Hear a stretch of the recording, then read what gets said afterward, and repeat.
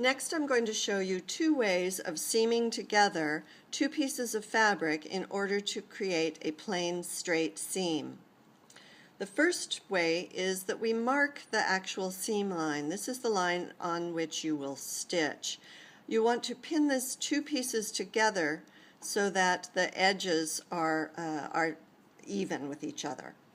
And you also want to pin exactly perpendicular to the seam line. That way you can actually stitch over the pin and without breaking a needle.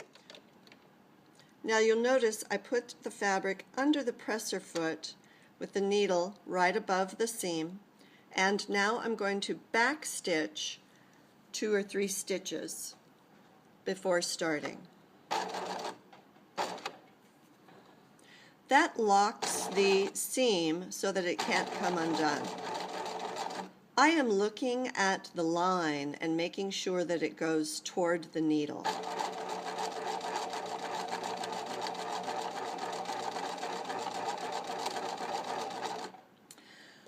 A second way to make a seam and make sure that it's even is to pin the two pieces of fabric together so that the raw edges are even. And you remember those lines on the throat plate? Those are at 1/8 inch increments from the edge of the where the needle hits. If you know how big you want your seam allowance to be, you can skip the step of drawing the line on the fabric and simply know that if you run the edge of the fabric at that increment, for example here it's 5/8 of an inch away from where the needle hits, you'll have an even seam line.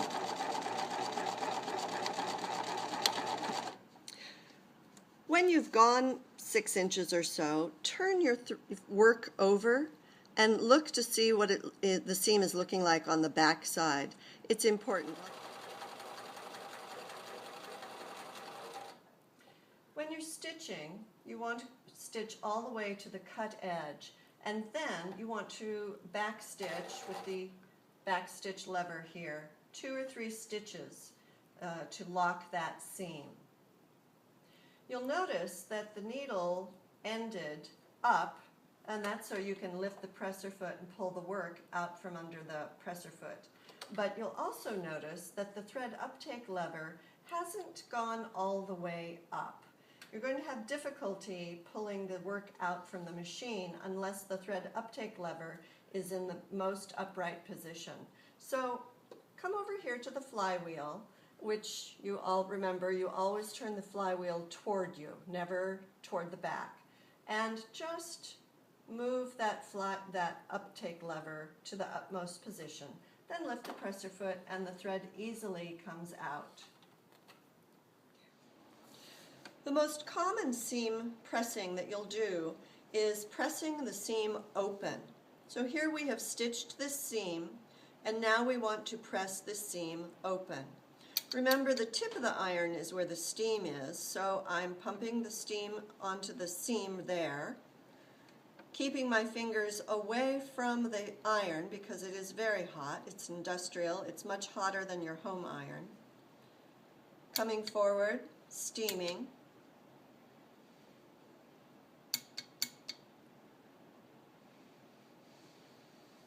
And what that does is flattens. It presses the seam open, flattens it so that the outside of the garment is very, very smooth.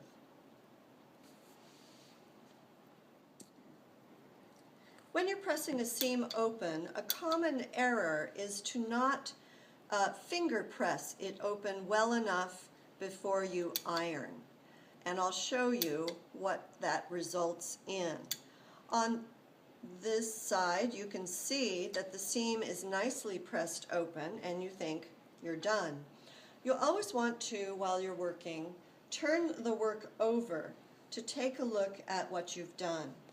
What I did just here, this is very nice and flat, but down here, do you see how there's a little lip?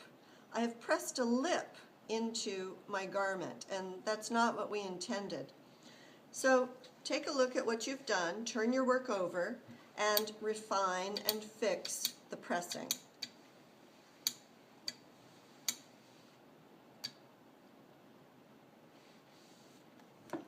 so that the work is completely flat all the way up and down your seam.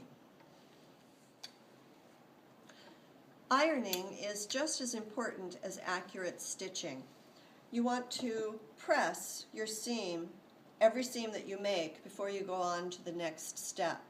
That results in a fine, thin, beautifully made garment instead of a lumpy one.